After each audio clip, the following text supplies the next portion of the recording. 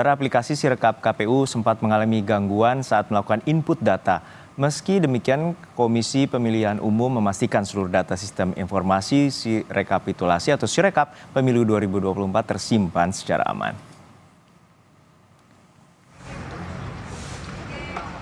Panitia Pemungutan Suara Kecamatan Wonokromo, Surabaya, Jawa Timur kembali melanjutkan agenda penghitungan untuk DPR RI setelah hari Minggu lalu sempat mengalami gangguan saat melakukan input data di aplikasi Sirekap KPU. Sebelumnya, 2 kelurahan telah menyelesaikan rekapitulasi Capres dan Cawapres. PPS Kecamatan Wonokromo baru menyelesaikan rekapitulasi sebesar 5% dari jumlah total 117.000 daftar pemilih tetap di 6 kelurahan. Mengingat rekapitulasi suara pemilih dikejar target, PPS membagi 4 panel untuk mempercepat proses penghitungan dan verifikasi data. Kalau berapa persennya baru 5%, karena memang kemarin yang jalan ini kan Ngagel sama Wonokromo, Kelurahan Ngagel sama Wonokromo. Ngagel sudah menyelesaikan presiden dan wakil presiden, 1 kelurahan 34 TPS, sekarang lanjut DPR RI penghitungannya. Wonokromo 40 TPS sudah menyelesaikan untuk presiden dan wakil presiden. Sempat ada kendala nggak? Kendalanya pada jaringnya Sirekap. Menyikapi soal gangguan pada aplikasi Sirekap, Komisi Pemilihan Umum KPU memastikan seluruh data pemilu 2024 tersimpan secara aman.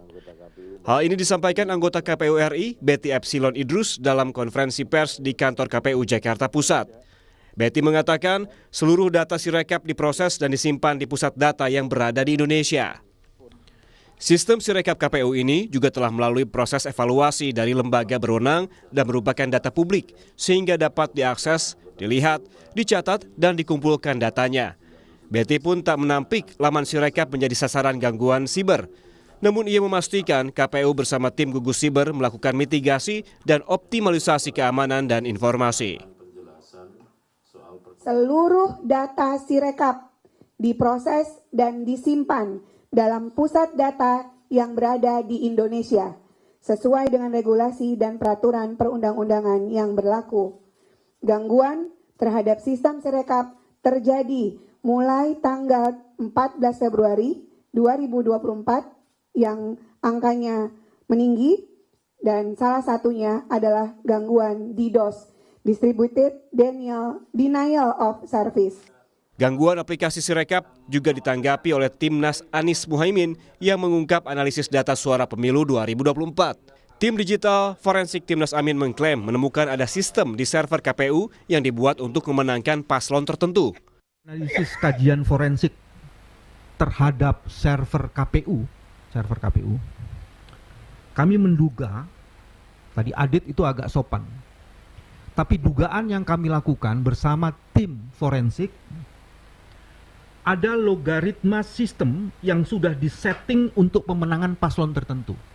Jadi kalau ada revisi di satu TPS, dia akan mengubah TPS yang lain. Ini bukan sekedar angka yang dicatat, tapi sistem itu yang membangun settingnya. Paslon tertentu jadi ada yang sudah disetting, logaritma sistem disetting untuk pemenangan paslon tertentu yang secara otomatisasi di atas 50%. Sementara TPN Ganjar Mahfud menuding ada kecurangan sistematis dalam sistem Sirekap KPU. Bahwa ada kejanggalan yang serius dengan Sirekap ini. Dan Sirekap ini itu menunjukkan ada pelanggaran sistematis. Nah, terbukti pada hari pemungutan suara, Sirekap ini melakukan 3 hal. Yang pertama adalah ada bahkan yang belum diinput dari hasil TPS yang sehasil itu bahkan sudah nampak di Sirekap. Artinya mesinnya sudah berjalan sedemikian rupa, sudah terencana. Angka berapa, untuk siapa, dengan cara apa. KPU menjadwalkan seluruh proses rekapitulasi hasil penghitungan suara pemilu 2024 berakhir paling lambat 20 Maret 2024.